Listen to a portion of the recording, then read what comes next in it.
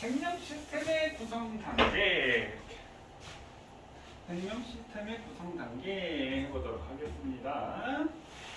자, 이거 혹시 중학교 때 이거 혹시 배운 거 기억나시나요? 자, 세포는 모든 생명체, 생명체는 이제 동물과 식물을 얘기하는 거야. 뭐 그 밑에도 마찬가지지만 세포, 조직, 기관, 개체로 이루어져 있습니다. 자, 이게 기본이야. 근데 이제 식물과 동물의 구성이 조금 다르지. 식물은 세포, 조직, 조직계, 기관, 개체야. 동물은 세포, 조직, 기관, 기관계, 개체야. 그러니까 기관계 이렇게 붙어있으면 이건 동물의 구성이고, 동물의 구성. 여기에 조직계 이게 붙어있으면 얘는 식물의 구성이야. 그래서 식물은 세포, 조직, 조직계, 기관, 개체로 되어 있고요. 동물은 세포, 조직, 기관, 기관계, 개체로 되어 있는데, 근데 이거 간단하게 간략하게 설명을 하자면, 자, 사람은 어떠냐면, 자, 봐. 햄버거 먹고 싶다. 햄버거 먹지. 햄버거 먹고 어떻게? 씻고 소화시키지. 맞니? 그러니까 햄버거 먹고 싶다라는 내가 생각을 했어. 이건 식명기관계야. 근데 내가 생각하는 게 뇌에서만 생각하는 게 아니잖아. 맞니? 그 다음에 내가 햄버거를 잡았어. 그러면 내 머릿속에서 판단을 해서 햄버거 종이 열고 열고 뜯어서 입으로 들어가는 이 팔 근육의 명령을 내려야 된단 말이야. 이런 생각하는 이러한 과정, 이런 것들을 우리가 신경기관계라고 얘기를 하고요. 그럼 내가 먹고 이거를 씹어서 흩어서 보내서 소화를 시켜야 되잖아. 그럼 소화라는 건 뭐지? 그럼 우리 먹고 이입, 식도, 위, 소장, 대장 하면 똥으로 나오지? 이건 소화기관계야. 그럼 이입, 식도, 위, 소장, 대장 이런 것들을 우리가 소화기관이라고 얘기한다. 그럼 같은 기능을 하는 모인 것을 우리가 기관계라고 얘기해. 그럼 신경기관계, 소화기관계, 그 다음에 우리가 숨을 쉬어야 되면 호흡기관계, 그러면 이 영양소, 흡수한 영양소를 우리 온몸으로 돌리려면 순환기관계, 그 다음에 이 먹었을 때 생긴 노폐물을 빼내려면 배설기관계, 이러한 것들이 다 여러 가지 기관계가 모여서 하나의 개체를 이룬다는 얘기예요. 그 다음에 기관. 그럼 기본 단위가 세포인데 같은 기능을 하는 것이 우리가 세포의 모임을 조직. 그럼 조직이 모여서 조직계를 이루고 기관이 모여서 기관계를 이룬다라는 얘기. 엄마나 아빠들이 이제 개모임한다라고 얘기하잖아. 이 개자가 모일 개자인데 같은 일을 하는 것들이 모여있다라고 생각을 하시면 됩니다.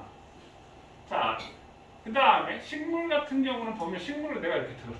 그럼 여기에 뿌리가 있지, 줄기가 있지, 잎이 있지, 꽃이 있지. 그럼 뿌리, 줄기, 잎, 꽃 이게 기관이야. 그럼 이 뿌리, 줄기, 꽃 기관을 합치면 하나의 뭐가 돼? 식물 이렇게 완성이 되겠지. 그러니까 식물은 기관이 모여서 개체를 이룬다. 이해되셨나요? 오케이. 자, 그래서 생명 시스템. 구성 요소가 상호작용하여 다양한 생명을 활동하는 시스템을 우리가 생명 시스템이라고 하고요. 생명 시스템의 구성 단계는 이렇게 되어 있습니다. 됐어요? 선생님 이걸로 이렇게 하고 넘어가도록 할게요.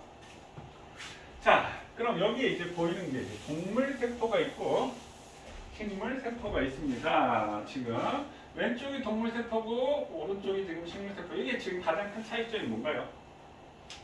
식물 세포는 뭔가 딱 탑지어 있네. 아니? 동물 세포는 모양이 일정하지가 않네. 자, 그럼 우리 사람도 내가 생각하고 움직이려면 뭐가 다 조절을 해? 뇌에서 조절을 하지. 그 세포의 기능도 핵에서 조절하는 거. 그래서 똑같이 핵이 있습니다. 그 다음에 얘네들이 먹고 살아남으려면 뭐가 필요해? 에너지가 만들어내야 되겠지. 그 에너지를 만들어내는 게 미토콘드리아예요. 미토콘드리아. 이해되셨나요? 그 다음에 이렇게 형태를 유지해야 되는데 이것이 우리가 세포막이라고 얘기합니다. 이 세포막에서 물질 교환이 일어나는 거야. 이 세포 하나 살려면 뭘 줘야 돼? 영양소, 산소 들어가야 되겠지? 그 다음에 노폐물, 이산화탄소 빠져야 되겠지? 그럼 이 세포막을 통해서 물질 교환이 이루어집니다. 이해되셨나요? 그럼 여기도 뭐가 있어? 세포막이 아래쪽에 세포막이 있어. 근데 식물 세포는 뭐가 있어? 세포 벽이 바깥쪽에 있는 거야. 그래서 모양과 형태가 일정하게 유지될 수 있는 거야. 그러니까 벽이 있으니까 어때? 벽이 있으니까 딱딱하지? 그래서 식물 세포는 딱딱한 거야. 나무. 딱딱하지? 식물세포는 세포 벽 때문에 딱딱하다. 자, 그럼 미토콘드리아 얘기했고요. 그 다음에 또 특이하죠. 식물세포는 뭐가 있어? 엽록체가 있어. 엽록체가 뭐 하는 거군요? 광합성한다. 맞나요? 광합성한다. 광합성. 자, 그러니까 우리가 알아야 될 게 엽록체가 광합성. 미토콘드리아 에너지 생산.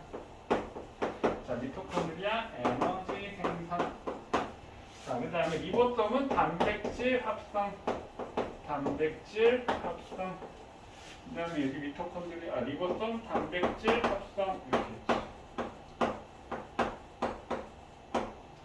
핵은 모든 생명활동을 조절하는 게 핵이야. 자, 그럼 우리 거기 볼게요.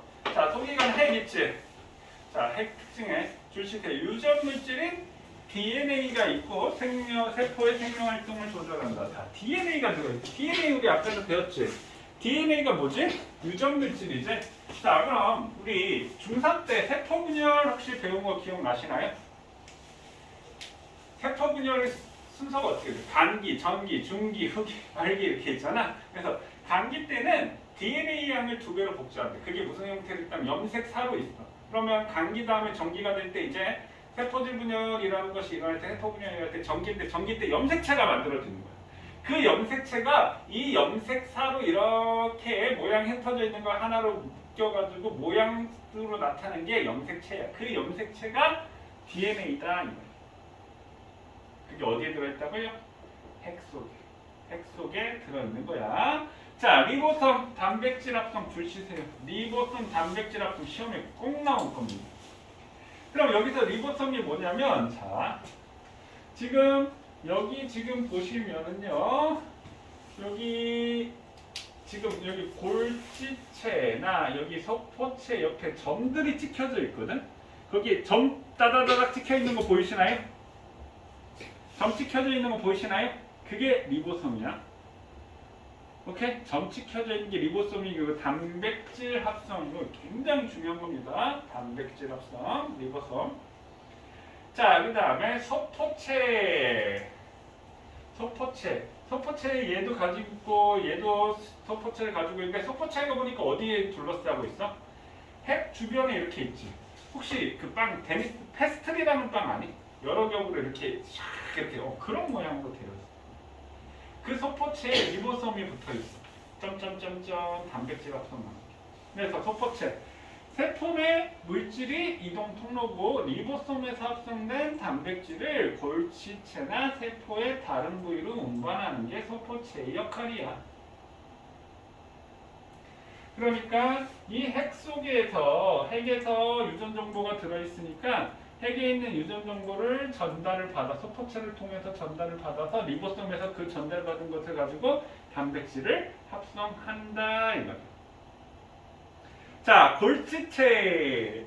소포체에서 전달된 단백질이나 지질 등을 막으로 싸서 세포 바깥으로 분비. 그럼 봐. 소포체가 페스트리처럼 돼 있다라고 했는데 이 소포체가 떨어져 나온 것이 골지체야. 이게 떨어져 나와서 이 세포막 바깥으로 운반하는 게 골지체의 역할입니다. 그러니까 소포체가 있는데 그 한 덩어리가 떨어져 나온 거야. 그게 골지체라고 생각하면 되고요. 자, 미토콘드리아 에너지 생산한다라고 했는데 그 에너지 생산하는 게 세포호흡이야. 호흡의 결과 에너지를 만들어줘요. 그럼 니네 숨 내쉬니 살려고요. 아니 에너지를 만들려고 하는 거야. 사람은 난로야. 36.5도, 37도 계속 유지해야 되겠지. 그 세포호흡을 통해서 계속 에너지를 만들어내는 거야. 그게 에너지 만들어내는 게 미토콘드리아야. 미토콘드리아. 오케이? 미토콘드리아. 그 다음에 엽록체는 광합성이 일어나는 거지. 자, 그 다음에 식물세포에 액포가 있어. 얘는 쓰레기장이라고 생각하면 됩니다. 그럼 선생님 동물세포는 액포 없네요. 동물세포에도 액포 있을 수 있습니다. 근데 식물세포에 더 잘 발달되어 있다라는 것 정도로 기억하시면 됩니다. 식물세포에 더 잘 발달되어 있어.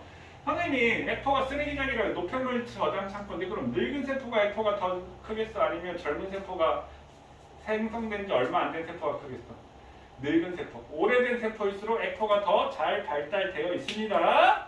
그 다음에 세포막, 얇은 막이라고 했지. 세포의 모양이나 형태를 유지하고 물질의 출입 통로가 세포막이라고 했습니다. 자, 세포벽도 얘기했었지? 됐나요?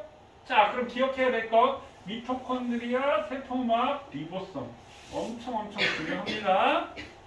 오케이? 자, 그럼 넘어갑니다. 자, 세포막.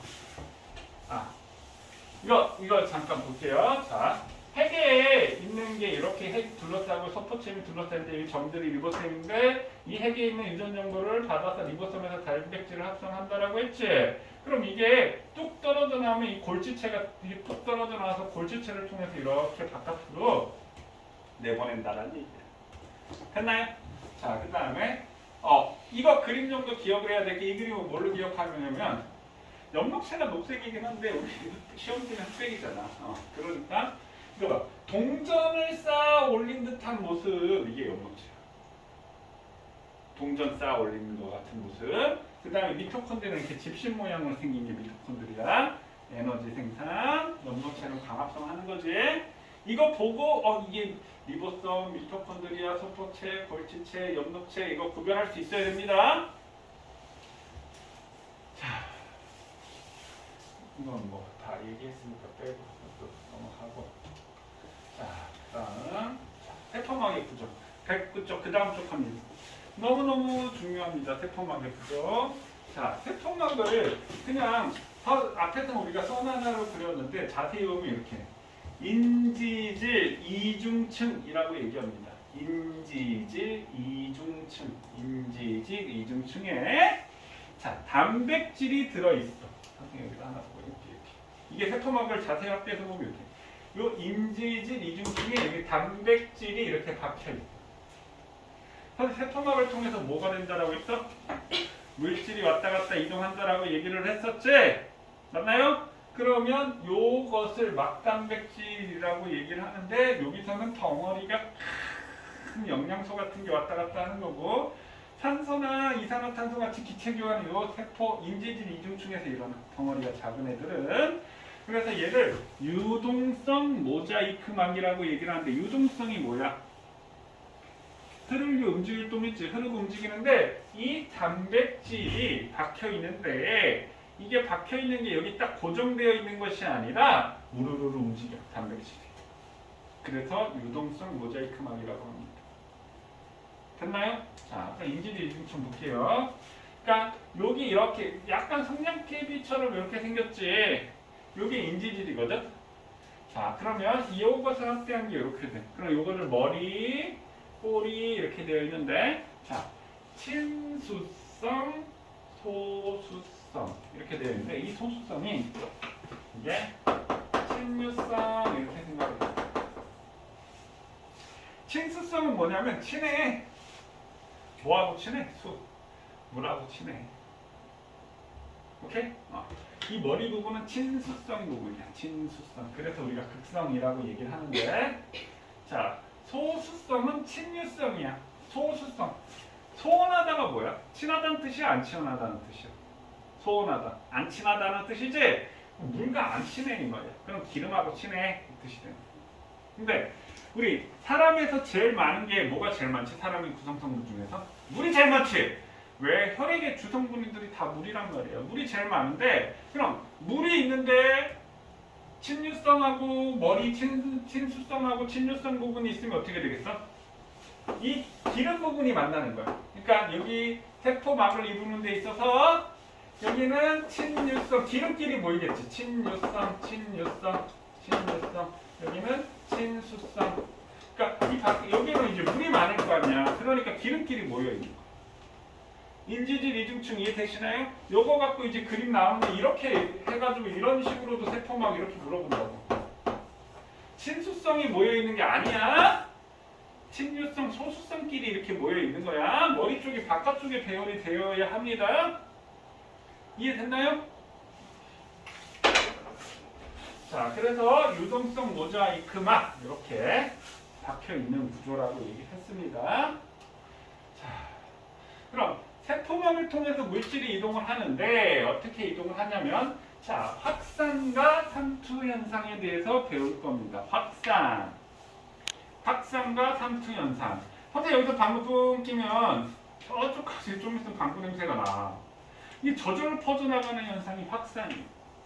그럼 확산이라는 현상은 자, 고농도에서 저농도로. 선생님 여기서 방구 끊기면 여기 방구 분자가 여기만 많이 있을 거 아니야. 그럼 저쪽에는 없잖아. 그러니까 여기는 농도가 높고 낮으니까 고농도에서 저농도로 쫙 이동하는 것이 확산이야. 이해되셨나요? 그럼 삼투는 반대야. 삼투 현상은 저농도에서 고농도로 이동하는 것이 삼투 현상이야. 되셨나요? 자, 그래서 여기 세포막이 이렇게 있어. 단백질이 있고 이 단백질은 덩어리가 큰 애라고 얘기했지? 그럼 여기는 5개 있고 여기는 2개밖에 없네. 그러면 여기가 고농도고 여기가 저농도니까 이렇게 이동하고 여기 5개 있고 2개밖에 없네. 그럼 고농도에서 저농도니까 이렇게 이동을 한단 말이에요. 그럼 삼투 현상은 여기가 저농도 고농도니까 저농도에서 고농도로 얘는 이렇게 이동한다. 이해되셨나요? 자, 삼투하고 삼투 현상하고 확산 현상의 차이점 아셔야 됩니다. 자, 고농도에서 저농도. 그럼 고농도에서 저농도는 확산 현상은 쉽게 얘기하면 얘는 저절로 일어나요. 그럼 얘는 저농도에서 고농도에 있는 걸 일부러 이동시켜야 되니까 얘는 에너지가 필요합니다. 삼투 현상. 됐나요? 자, 그럼 확산 한번 볼게요.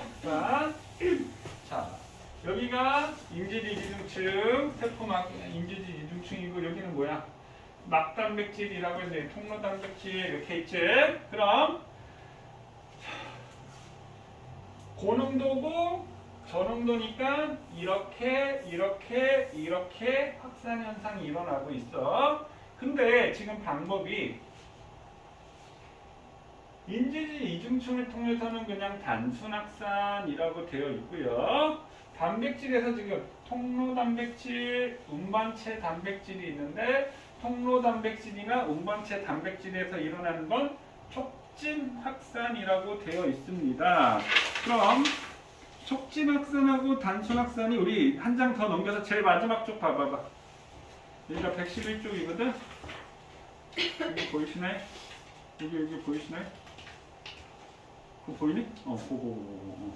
여기에 촉진 확산하고 단순 확산 있지? 오케이? 그럼 확산 속도는 농도차가 클수록 빠르지만 이게 농도차가 클수록 빠르지만 이건 단순 확산, 이거는 촉진 확산이야. 근데 막단백질을 통한 확산 속도는 한계가 있다. 그러니까 세포막에서는 계속 농도 차이가 크면 계속 일어나지만 막단백질에서는 확산 속도에 차이가 한계가 있다. 선생님 쉽게 비유를 하자면 어느 식당에 요리사가 10명 있다라고 쳐봐. 그러면 사람이 10명이 올 때까지면 어떻게 돼? 10인분을 계속 만들어낼 수가 있겠지. 근데 20명이 왔어. 그럼 20명이 와도 얼마밖에 못 만들어? 10인분밖에 못 만드는 거야. 그러니까 촉진 확산이라고 얘기하는 것은 물질의 농도 차이가 크면 우와 빨라지긴 하는데 너무 농도가 차이가 커서 농도가 크더라도 더 이상 빨라지진 않는 게 촉진 확산이라고 얘기를 하는 거예요. 선생님 식당 비유 이해되시나요? 요리사가 10명이면 10명까지는 우와 빨라지다가 20명이 왔다고 해서 요리사가 10명이니까 12분씩 밖에 못 만든다는 얘기. 왜? 왜 그럴까? 선생님 요리사가 10명 있다라고 했지? 그럼 여기서도 마찬가지 여기 있는 막단백질에 막에 있는 단백질의 개수가 정해져 있다고. 막단백질이 막 무한히 많이 늘어나는 게 아니잖아. 근데 인지리 이중층은 넓잖아. 그러니까 여기서는 이렇게 농도차가 클수록 확산 속도가 계속 증가하는 것을 단순 확산이라고 얘기를 합니다. 이해되셨나요? 자, 그 다음에 조금 있다가 요 얘기는 조금 있다 선생님 조금 더 다시 얘기할게요. 운반체 단백질, 통로 단백질 요 얘기는 조금 있다가 다시 얘기를 하도록 할게요. 자, 삼투 현상. 자, 삼투 현상은 저농도에서 고농도로 이동을 하는 현상인데 여기서 뭐만 이동하냐면 용매만 이동한다. 용매가 뭐지? 물! 이 용매잖아 쉽게 말해서. 그럼 소금물 하면 소금이 물에 녹아져 있는데 소금이 용질이고 물이 용매잖아. 그럼 여기 봐봐. 자, 저농도의 설탕이 있고 고농도의 설탕이 있어. 아우 설탕 분자가 많이 있네. 여기 설탕 분자가 적지? 그럼 여기에 이렇게 물이 있으면 시간이 지나면 어때? 여기는 물의 높이가 이거 물이 이동하는 거. 뭐만 이동한다고? 용매. 그럼 여기 이렇게 물이 이동하면 여기는 그럼 물이 어떻게 돼? 높아지고 여기 물이 어떻게 됐어? 낮아져. 이것을 우리가 삼투 현상이라고 얘기합니다. 그럼 여기 이제 반투과성 막 이렇게 돼 있는데 투과가 뭐야? 투과하는 성질 통과한다 이 말이지. 그럼 여기에 이렇게 통과를 하는데 반만 통과해. 그럼 여기 이제 구멍이 뻥뻥 뚫려 있어서 이 구멍보다 입자가 작은 애들은 통과하고 입자가 큰 애들은 통과하지 못하는 거야. 그럼 여기 있는 설탕은 물보다 입자의 크기가 커. 물은 H2인데 설탕은 C6, H12O6가 두 개 있는 거니까 C12, H22, O11이니까. 그러니까 이동 못하고 물만 이동하는 거야. 이해되셨나요? 그럼 이 삼투 현상의 대표적인 예가 우리 목욕통에서 내가 물속에 오래 담그고 있으면 손이 어떻게 돼? 쭈글쭈글하지? 이것도 삼투 현상이고요. 우리 김장할 때 김장하는 거 요즘은 우리 배추 절인다라는 얘기 알지? 배추 절일 때 어떻게 절여? 소금 뿌려주잖아. 그럼 배추를 절이는 이유가 뭘 것 같아? 배추 절이는 이유가 뭘 것 같아? 먹기만 했지, 해보지도 않고 모르지?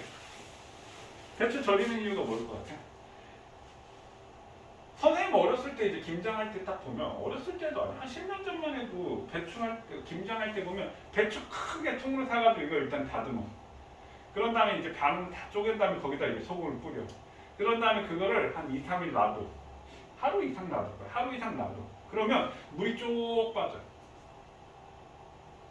배추 절이는 건 소금으로 간을 하기 위해서 절이는 목적보다 배추 통으로 됐을 때 크기가 크잖아. 대부분 생명체는 다 물로 이루어져 있는 거야. 물 빼려고 그러는 거야. 소금 바깥쪽에 뿌려놓으면 어떻게 돼? 지금 저농도에서 고농도라고 했잖아. 그러니까 바깥쪽에다 소금을 뿌려놓으니까 바깥쪽이 농도가 높아지지. 그럼 배추 안쪽에 있는 물이 빠져나오는 거야. 그래서 배추가 쭉 물이 빠지면서 이렇게 숨이 죽는 거야. 그래야지 그 양념도 잘 먹겠지.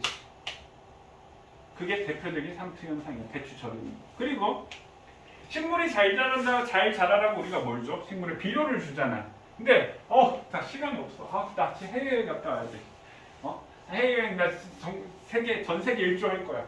근데 식물을 사느라고 비료 왕창 주고 갔어. 그럼 어떻게 될까? 비료를 왕창 주면 바깥쪽이 오히려 뭐가 돼? 비료의 성분이 많아서 고농도가 되지. 그럼 식물 안쪽은 저농도가 되지. 오히려 물이 빠져나와서 말라 죽어버리는 거야.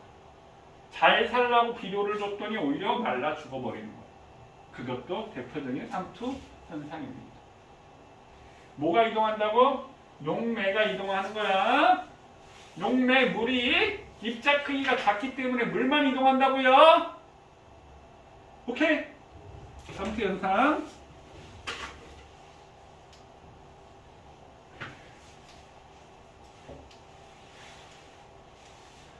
선생님 요 얘기도 해야겠다. 그 위에 거 그거 안 해. 자, 삼투 현상 좀 이따. 우리 그 위에 중간에 뭐 확산해 보면 거기 봐봐. 인지질 이중충을 통한 확산 거기. 거기. 인지질 이중충을 통한 확산이 있고 막단백질을 통한 확산 있지? 선생님 이렇게 나눠져 있는데 선생님 조금 더 지금 해볼게. 자, 여기는 선생님 아까 뭐라고 얘기했냐면 크기가 매우 작은 기체라고 얘기했어. 거기 줄쳐. 크기가 매우 작은 기체 분자, 지용성 물질, 지질입자. 그래서 폐포와 모세혈관 사이에 산소와 CO2의 교환 이렇게 적혀있지? 입자 크기가 작은 거야. 단백질을 통해서 하는 게 입자가 큰 거야. 오케이? 자, 그래서 전하를 띤 물질이나 이온 우리 양이온이 있고 음이온이 있잖아. 그런 전하를 띤 물질이나 이온, 그 다음에 입자의 크기가 큰 수용성 물질, 포도당, 아미노산 등. 자, 여기에 지금 이 인지질 이중충이 여기 수용성이고 지용성이라고 했잖아. 그러니까 여기는 지용성 물질, 지용성이 뭐야? 기름 같은, 기름은 아니. 그러니까 물에 녹지 않는 애들이 주로 이동을 하는 거고요. 수용성은 물에 녹는 성질이야. 그러니까 단백질을 통해서 물에 녹는 성질 이온이나 나트륨이온, 칼륨이온 이온이나 그 다음에 덩어리가 큰 포도당, 아미노산이 단백질을 통해서 이동합니다. 됐어요? 자, 그럼 삼투 현상. 자, 삼투 현상. 자, 이 그림도 시험에 반드시 나올 겁니다. 여기는 지금 저장액, 등장액, 고장액 이렇게 있는데 여기 저자가 낮을 저자지. 저농도 용액이라는 뜻이야. 저농도 용액. 여기 등자는 뭐야? 같을 등자지? 같은 농도의 용액이라는 얘기고요. 고장액은 고농도의 용액이라는 뜻이야. 그럼 봐.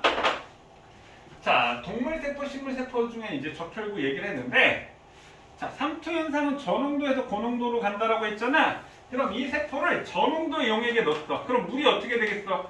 세포 안쪽으로 들어온다. 이해되시나요? 세포가 있는데 저농도에다 넣었어. 그럼 바깥쪽이 저농도가 안쪽이 고농도가 될 거 아니야? 물이 들어오는 거야. 그랬더니 동물세포가 어떻게? 물이 세포로 들어와 부피가 커지면 터져. 뻑 터졌어. 물이 들어와서. 이해됐나요? 윤준아 이해되니? 그 다음에 식물세포는 세포로 물이 들어와 세포의 부피가 커졌어. 확 커졌어. 근데 터지진 않아. 왜? 세포 벽이 있으니까. 식물세포. 됐니? 자, 그 다음에 등장에 같은 농도야. 그럼 어떻게 돼? 부피 변화가 없어. 왜냐면 나간 물하고 들어온 물이 똑같기 때문에. 여기서도 부피 변화가 없어. 여기서 지금 보면 얘가 물이 들어와서 이렇게 여기 원래 각져 있는 게 이렇게 좀 커졌다. 보이시나요? 자, 고농도에 넣었어. 고농도 용액. 그럼 물이 빠져나가겠지? 그래서 세포가 물이 빠져나가서 쭈그러드는 거야. 이해됐나요? 그 다음에 식물도 빠져나갔지. 그래서 물이 빠져나갔더니 안쪽으로 이렇게 말려 들어갔죠. 이해되시나요? 자, 저농도에 넣었다, 고농도에 넣었다. 이거 이해되시나요? 동물세포와 식물세포의 차이점? 지금 세포벽 때문에 뭔가 다른 부분이 나타나고 있지? 됐니?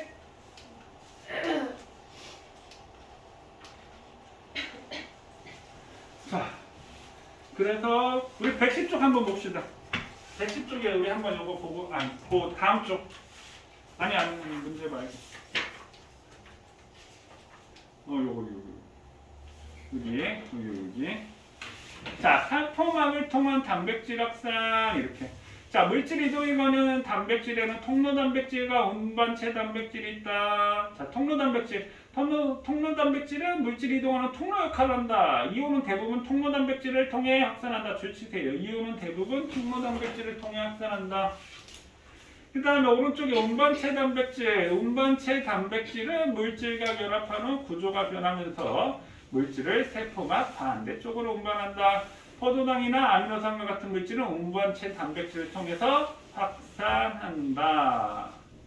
자, 여기 단백질도 지금 통로 단백질, 운반체 단백질. 아마 학교에서 이걸 구별해서 배울 수도 있고 이것까지 구별 안 해서 배울 수도 있습니다. 그리고 밑에는 뭐가 있냐면 선생님 아까 나트륨이온과 칼륨이온이 이동한다라고 했는데 단백질을 통해서 친수성 물질이 이동한다라고 했는데 나트륨은 나트륨 이온만 이동시키고 칼륨은 칼륨 이온만 이동시킵니다. 하나의 단백질에서 나트륨과 칼륨을 동시에 하지는 않습니다. 오케이? 그냥 그 정도만 이해하시면 될 것 같아요. 됐나요? 지금 한 것 중에 질문 있나요?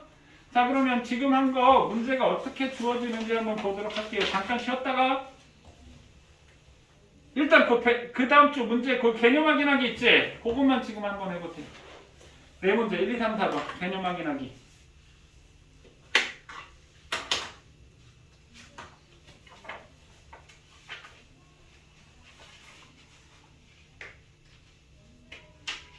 생명체가 외부 환경 요소와 상호작용하면서 이루는 하나의 시스템은 생명 시스템이지?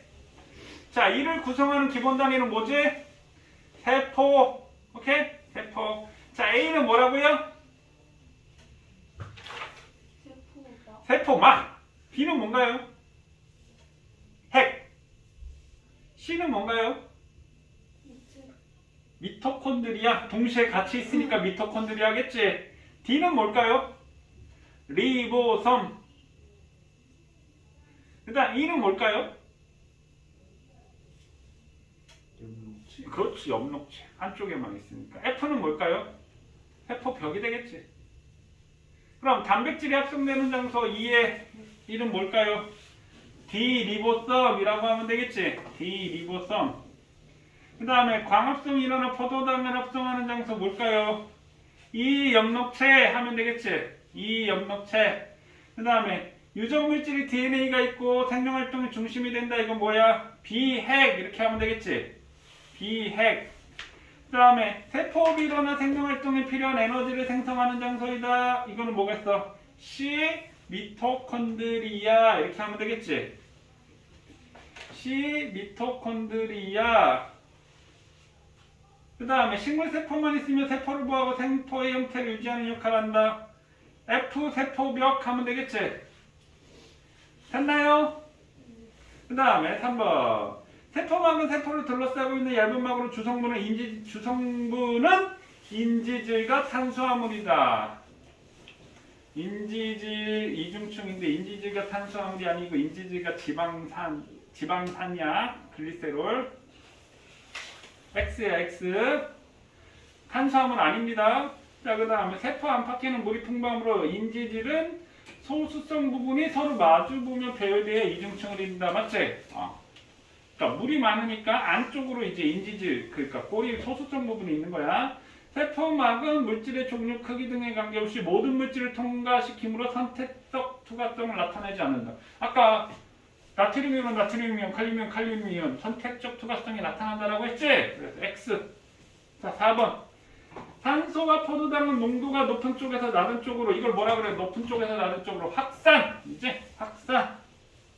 물 분자가 세포막을 통해 용매가 이동하네. 용질의 농도가 저농도에서 고농도로 이동하는 현상을 뭐라고 한다? 상투. 되셨나요? 자, 잠깐 쉬었다 하도록 하겠습니다.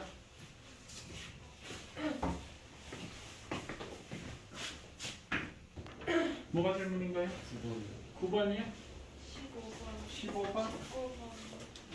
잠깐만.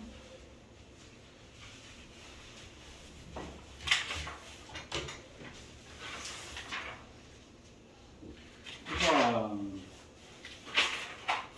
9번 A가 뭐지? 핵 맞나요? A에는 DNA가 들어있다. 맞네요. 그 다음에 B의 주성분, B가 뭐야? 세포막이지? 인지질과 단백질 맞지? 단백질. 그 다음에 C가 뭔가요? 미토콘드리아 맞나요?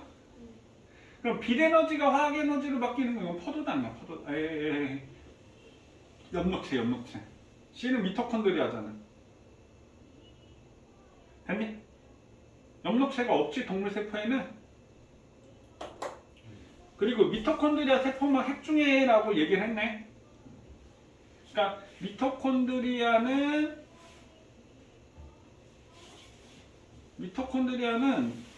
빛에너지로 화학에너지로 바꾸는 것은 이거는 그 광합성 과정이고, 미토콘드리아는 화학에너지를 열에너지, ATP 에너지로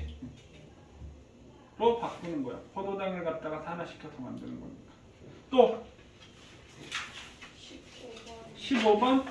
15번 전에 없나요? 19번? 19번 전에 없나요?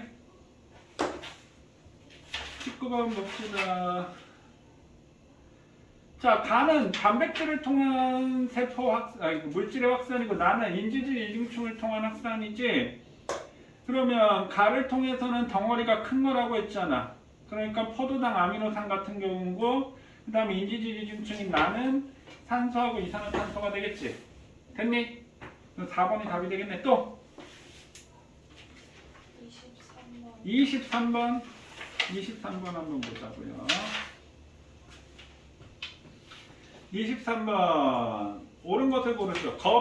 껍데기가 제거된 날달걀 2개의 질량을 각각 측정한 후, 하나는 증류가스가 들어있는 비커에, 다른 하나는 10% 소금물이 들어있는 비커에 넣어두었다가 20분 후에 꺼내 다시 질량을 측정한다. 그러니까 우리 달걀 껍질 보면 안쪽에 얇은 막이 있지. 그게 세포막이야. 그러니까 계란은 하나의 세포야. 생식세포. 계란은 하나의 세포야. 생식세포. 그래서 그러니까 수정란이라고 하지. 수정란. 이건 세포야. 하나의 수정란, 하나의 세포인데, 혹시 그거 아니야? 우리 계란이 부화되면 병아리가 되잖아. 그럼 계란이 흰자가 있고 노른자가 있는데, 병아리가 흰자가 병아리가 될까, 노른자가 병아리가 될까? 노른자? 윤준이는? 노른자. 나도 니네 나이 때 노른자가 병아리가 되는 줄 알았어. 흰자가 병아리가 돼. 노른자는 양분이야. 흰자가 단백질이야. 그러니까 병아리가 되는 부분은 흰자야. 그러니까 이 병아리가 노란색이니까 노른자가 병아리가 될 거야 이런 생각하고 있지 않나요? 가운데 있어. 가운데 있으니까. 선생님도 고등학교 때 아니 나는 병아리가 노란색이니까 당연히 노른자가 병아리가 되는 거지. 나는 그렇게 생각을 하고 있었거든. 근데 왜 헬스하고 운동 선수들 계란 삶은 뭐 단백질 요즘은 뭐 단백질이 워낙 잘 나오니까 뭐 하는데 단백질 보충하는데 계란 삶아서 계란 흰자만 먹고 노른자 버린다? 난 노른자가 더 고소하고 맛있습니다. 노른자는 지방이라서 흰자만 먹더라고. 그래서 헬스장 실제로 이제 헬스장 가면 요즘은 그 보충제를 먹겠지만 선생님 뭐 어렸을 때 헬스장 가면 헬스장 쓰레기통에 노른자만 잔뜩 흰자만 먹고 까서 흰자 먹고 노른자 다 버리고. 자 아무튼 자 질량을 측정하였더니 10% 소금물에 넣었을 때는 감소했대요. 왜 감소했을까? 저농도에서 고농도 상태 현상 때문에 물이 빠져나갔으니까 감소했겠지. 그럼 증류수에 넣었을 때 이건 저농도잖아. 맞니? 그럼 물이 들어왔으니까 질량이 어떻게 되겠어? 기억은 증가한다 이렇게 되겠지. 그럼 기억은 틀렸고 오랜 시간이 경과하면 증류수에 넣어둔 달걀의 막이 터질 수 있다. 왜? 물이 들어오니까 터질 수 있겠지? 니은 맞고 10% 소금물에 넣어둔 달걀의 질량이 감소한 까닭은 삼투에 의해 소금의 달걀의 막을 통해 이동했기 때문이다.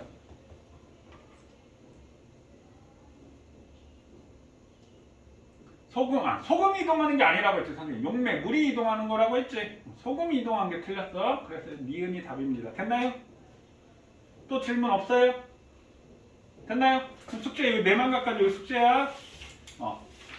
뒤에 한번 보자. 뒤에 우리 생명 시스템에서의 화학 반응 우리 숙제 118쪽 거기까지 뒤에 내만각까지 숙제입니다. 자, 생명 시스템에서의 화학 반응 하도록 하겠습니다. 이거 좀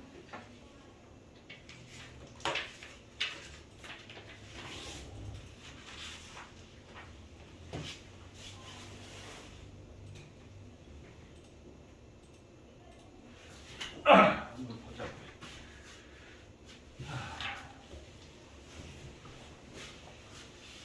선생님 아까 얘기했듯이 부모님하고 그거 상의를 해봐. 무슨 과목을 할지 아니면 통합과학을 계속 할지. 근데 선생님 생각에는 이과를 갈 거면 2학년 배우는 선택 과목 그거는 내신 성적에도 많이 반영이 되고 수능 준비도 할 수 있으니까 선생님이 봤을 땐 그렇게 하는 게 좋을 것 같아요.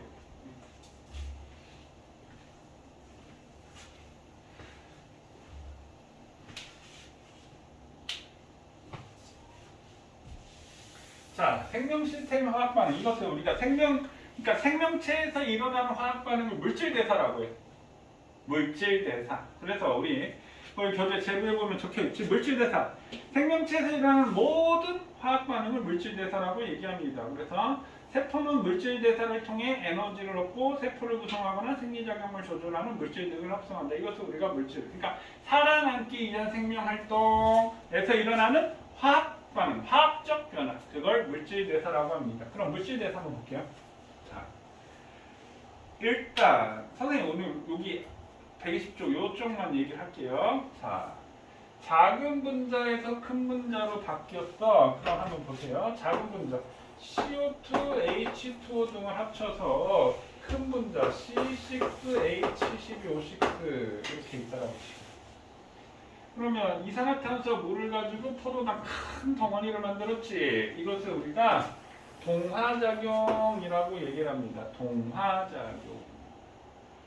자, 그러면 우리 제일 앞에 할 때 선생님 야 질량은 곧 에너지야. 질량이 클수록 에너지가 커. 그럼 얘는 분자가 작으니까 질량이 작은데 얘가 큰 분자가 됐으니까 질량이 커졌으니 에너지가 많아진 거지. 그러면 에너지를 흡수해야 돼. 그래서 얘 반응을 흡열 반응이라고 얘기합니다. 흡열 반응. 자, 그래서 동화작용, 흡열 반응, 에너지를 흡수하는 흡열 반응이 일어난다. 자, 그러니까 이 대표적인 이게 광합성, 단백질 합성. 우리 여기에 지금 나와 있는 거는 지금 뭐가 있냐면 여러 개의 아미노산을 가지고 이 아미노산을 길게 연결해서 단백질을 만들었대. 이렇게 돼 있지. 자, 그럼 거꾸로 포도당을 분해해서 이산화탄소 물이 돼서 작은 분자가 됐어. 이건 대표적인 이화작용입니다. 이 이화작용 호흡. 에너지를 방출하지? 이 에너지를 이용하는 거. 그러면 얘는 우리가 에너지 방출 발열 반응이라고 얘기하면 돼. 발열 반응. 되셨나요? 그럼 그래프 한번 봐봐. 자, 여기는 세로축이 에너지값 이렇게 돼 있고 가로축이 반응 경로 이렇게. 그럼 모든 물질들은 에너지를 갖고 있어. 그 모든 물질의 에너지의 크기를, 에너지의 준위, 에너지의 크기를 뭐라고 얘기하냐면 나중에 고3 가면 배울 텐데 엔탈피라고 배웁니다. 엔탈피. 멋있지? 엔탈피라고 배워. 그럼 반응하는 물질의 에너지는 이만큼이야. 생성하는 물질은 이만큼이야. 에너지가 커졌지? 이것을 우리가 이만큼의 에너지를 흡수했다. 그럼 이 생성물과 반응물의 에너지의 차이를 이거 우리가 반응열이라고 얘기합니다. 자, 흡열 반응 이해되시나요? 열 에너지를 흡수해서 에너지가 커졌어. 그게 대표적으로 동화작용이야. 큰 덩어리가 되는 거야. 자, 이화작용은 쪼개는 거야. 쪼개는 거 작은 걸로. 그러면 이화작용 호흡도 있고 뭐가 있냐면 소화. 우리 녹말을 침 속에 있는 소화효소인 아밀레이스가 녹말을 엿당으로 분해하지? 맞니? 그 다음에 우리 위에 가서 단백질이 아미노산으로 돼서 최종 소화산물이 뭐야? 소정에 있는 융털이나 모세혈관, 암죽각, 융털에 있는 암죽각, 모세혈관을 통해서 뭐야? 아미노산이나 그 다음에 또 뭐지? 포도당 형태로 에너지를 흡수. 그 잘게 분해하는 과정, 그게 이화작용인 거예요. 잘게 분해하는 거. 그 대표적인 게 호흡과 소화. 그럼 반응물의 에너지가 이만큼 있었는데 생성물의 에너지는 이만큼밖에 없네. 그럼 이건 우리가 발열 반응이라고 얘기합니다. 에너지가 줄었어. 이해되셨나요? 동화작용, 이화작용 시험 문제 반드시 나올 겁니다. 자, 넘어갈게요. 자, 그럼 세포호흡과 연소. 자, 그러면 원래 반응물의 에너지가 이만큼 있었고 얘도 반응물의 에너지가 이만큼 있었는데 에너지가 줄었으니까 둘 다 지금 일단 발열 반응이야. 근데 세포호흡과 연소. 그럼 세포호흡은 물질 대사, 생명체 내에서 일어나는 거지. 연소는 생명체 바깥에서 일어나는 거야. 그럼 세포호흡과 연소를 봤을 때 화학적 메커니즘, 그러니까 반응물과 생성물을 놓고 보면 똑같아. 그러니까 예를 들어 선생님 여기 종이가 있는데 종이 태웠어. 그럼 뭐만 나와? 이산화탄소, 물 남지? 세포호흡의 결과도 이산화탄소, 물이 남는 거야. 근데 자, 이 세포호흡은 우리가 어디서 일어나지? 세포의 소리가 미토콘드리아에서 일어나는 거지. 그럼 이 미토콘드리아에 일어나면서 생체 촉매 효소가 작용을 해가지고 이런 역할을 하는데 선생님 이제 간접 비교를 해볼게요. 이 연소는 우리 100만 원짜리 수표라고 치자. 100만 원짜리 수표. 근데 거스름 돈 없어. 그럼 내가 1000원짜리 아이스크림 하나 사더라도 100만 원 빵 내는 거. 그럼 이 세포호흡을 통해서 만들어진 우리 세포호흡 결과 만들어진 걸 우리가 ATP라고 얘기하는데 ATP. 그럼 이 ATP 에너지를 만들 때 세포호흡이 일어날 때는 아까는 100만 원짜리 스프 한 방에 빵 해서 에너지 이만큼 방출하지. 그러니까 이 에너지를 한꺼번에 방출하니까 뜨거운 거예요. 온도가 높은 거예요. 근데 ATP 에너지를 통한 세포호흡을 통한 ATP 에너지 미토콘드리아에서 만들 때는 100만 원짜리 수표를 만드는 게 아니라 현찰을 만들어. 만 원짜리 백창을 만드는 거야. 그럼 내가 필요할 때마다 하나씩 꺼내 쓰면 되겠지. 그래서 이렇게 단계적으로 쓰게 되는 거야. 그럼 세포호흡의 결과 우리 제일 많이 쓰이는 우리 생체에서 제일 많이 쓰이는 에너지가 어디다가 제일 많이 쓸 것 같아? 응? 어디다가 제일 많이 쓸 것 같아 에너지를? 뭘 하는데 에너지 제일 많이 쓸 것 같아? 운동할 때? 아니. 사람은 나루야. 37도 온도 일정을 유지해야 되지. 밤이건 낮이건 항상 평생 동안 37도 계속 태워서 37도 유지해야 돼. 그래서 그 체온 유지하는데 에너지를 가장 많이 쓰는 거야. 그럼 살 빼기 제일 좋을 때가 언제? 겨울. 겨울날 운동하면 어떻게 되겠어? 체온도 유지해야 되지. 운동하니까 에너지를 더 쓰니까 살이 잘 빠지네.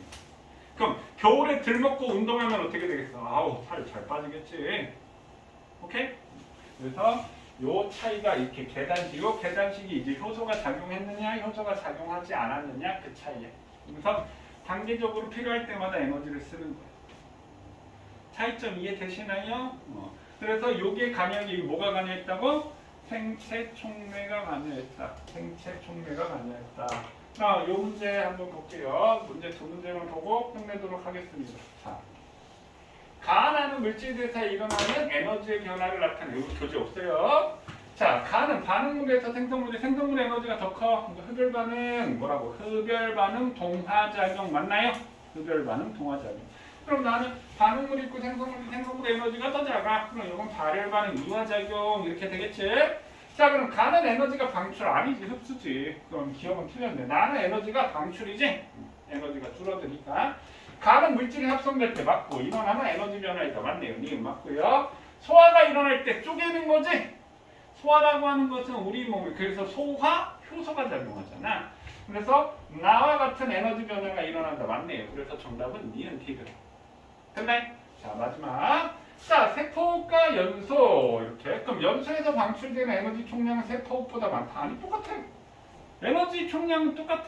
근데 10,000원짜리 100장에서 내가 필요할 때마다 10,000원씩 쓰느냐 100만원 제수표 한 방에 내느냐 이 차이라고 얘기했었지. 그럼 틀렸고 니은 세포는 높은 온도에서 일어나기 때문에 니은 숨 쉴 때마다 뜨겁니?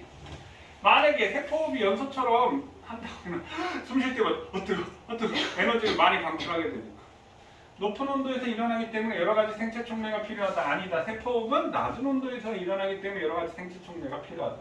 사람의 목숨이 참 어떻게 보면 굉장히 질기고 어떻게 보면 진짜 파리 목숨이야. 그러니까 예를 들어서 막 총 맞고도 사람이 막 버티고 막 이렇게 해가지고 살아나는 경우도 있고 사람 특히 친구들하고 장난치다 훅 밀었는데 친구 넘어졌는데 이런데 빡 연수 같은 데 부딪혀가지고 그냥 절망할 수도 있어. 그냥 죽을 수도 있어. 어떻게 보면 굉장히 사람의 목숨이 질기고 어떻게 보면 사람의 목숨이 굉장히 파리 목숨 같이 단순한데 저 무슨 얘기 하려고 그러지? 그 얘기야. 그래서 우리 40도씨 이상으로 한 2시간 정도 지나잖아? 어떻게 되는 줄 알아? 죽을 수도 있어요. 그래서 열나면 어떻게 해? 그 체온 낮추려고 많이 이렇게 되겠지. 그러니까 어른이나 컸을 때는 뭐 열나고 아프면 아프다고 뭐 하고 움직이고 하는데 아기들, 갓난아기들 같은 건 말도 못하고 하는데 갓난아기들은 열나면 무조건 뭐가 이상이 있다라는 거거든. 근데 뭐 말도 못하고 어디가 아픈지도 모르니까 아이가 클 때 갓난아기였을 때 열나는 게 부모들이 제일 큰 걱정. 뭐 어떻게 할 수가 없어. 그래서 병원 가도 사실 할 건 없어. 일단 열을 낮춰야 되니까 해열제 먹이고 목 문질러서 일단 체온을 낮춰야 되니까. 그럼 왜 온도가 높으면 그렇게 금방 사람이 죽을까? 생체 촉매에서 뭐 효소가 작용을 한다라고 했지. 이 효소가 37도씨일 때 가장 활발하게 활동을 하는 거야. 그 37도가 너무 확 떨어져. 못해. 신체 기능을 못하는 거야. 효소가 작용을 못해. 온도가 낮아졌을 때도 마찬가지야. 그래서 저체온증, 온도 한 35도만 떨어져도 사람들 죽지. 체온 떨어지면 효소가 기능을 못해서 그렇습니다. 효소가 기능을 못해서. 일단 기능. 연소는 에너지가 한꺼번에 방출되고 맞고 세포호흡은 에너지가 단계적으로 방출된다. 맞네요. 그래서 이거 답은 뭐야? 니은. 니은 틀렸지. 높은 온도가 아니라고 했지. 디귿이 정답이 됩니다. 자, 그래서 선생님 요 페이지까지 얘기했고요. 다음 시간에 효소하고 우리 생명 시스템에서 정보의 흐름 이렇게 했는데 우리 앞에 색상 DNA, RNA 배웠지? 걔네들이 이 단백질의 합성이 어떤 과정으로 이루어지는지 다음 시간에 딱 거기까지 배우면 2단원이 끝나는 겁니다. 오케이? 그럼 우리 1학기 기말고사 범위 정도까지는 지금 봤다. 물론 전범위를 다 본 건 아니야. 중간중간에 뺀 거 그거는 쉬운 거란 얘기고 조금 하기에 어려운 부분들 얘기를 했다라고 생각을 하는데 고일과학 어렵네. 너무 그렇게만 생각하지 마세요. 그래도 지금 시간 지나고 해보니까 할만하지요? 알겠어. 선생님 아까 얘기했듯이 그 부분은 부모님들하고 가서 상의하시고요. 선생님 마지막 주에 부모님들하고 통화하도록 하겠습니다. 상담했으니까 숙제는 이 앞에까지 숙제입니다. 수고하셨습니다.